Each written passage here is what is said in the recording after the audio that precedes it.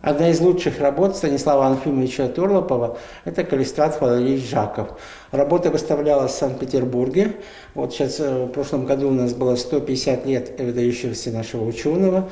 Это самый первый, а потому очень ценный экспонат музея – портрет каллистрата Жакова, известного этнографа, философа, писателя и нашего земляка. Сегодня об отце зырянской интеллигенции и многих других ученых сотрудники учреждения рассказывают на лекциях.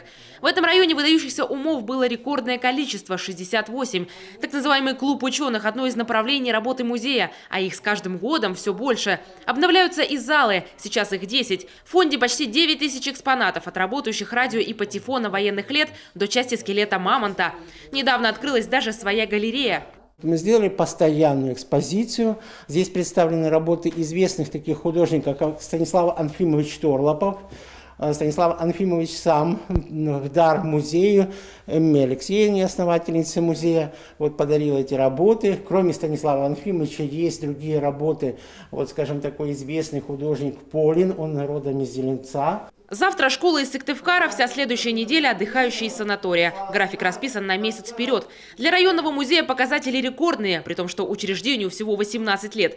А вот самому зданию уже 104 года. Деревянное строение – результат точного инженерного расчета народных мастеров, единственными орудиями которых были топор и пила. Сначала здесь располагалась школа, после строительства новой здание освободилось. Это здание освободилось, райкома партии не стало, освободилось.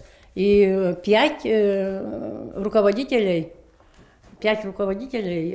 нападали на это здание.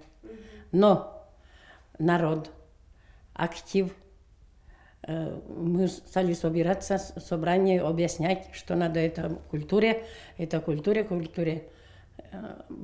обязательно. Потом такого здания нету.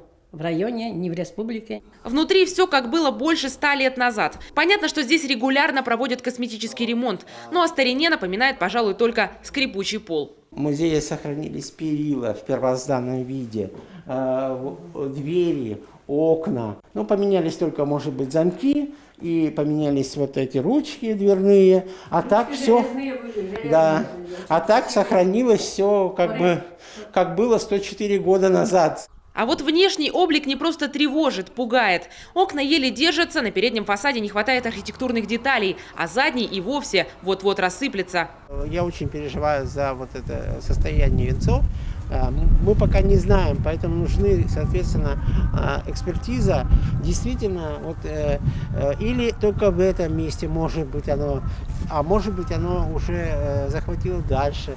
Возможно, ситуацию усугубила влага. Водостоки пришли в негодность, и теперь вода попадает на стены здания, что пагубно влияет на дерево. Впрочем, дать окончательное заключение можно будет только по результатам проверки.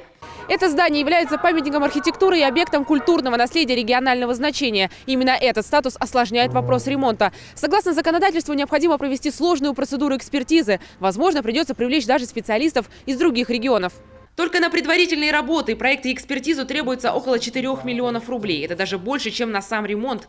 Изыскать такую сумму власти района не могут. А потому основательница музея весной этого года объявила о сборе средств. Если у нас все получится, то в 2018 году мы начнем общими усилиями. Мы должны сначала изыскать средства, начать эти работы, в 2019 завершить их и подать заявочку на 2020 год. Чтобы дело сдвинулось с мертвой точки, нужно чуть больше 700 тысяч. Это средства на научно-изыскательские работы. Пока собрали около 10 тысяч рублей. Таисия Жакова, Вячеслав Беспалов, телеканал Юрган, Сыктывдинский район.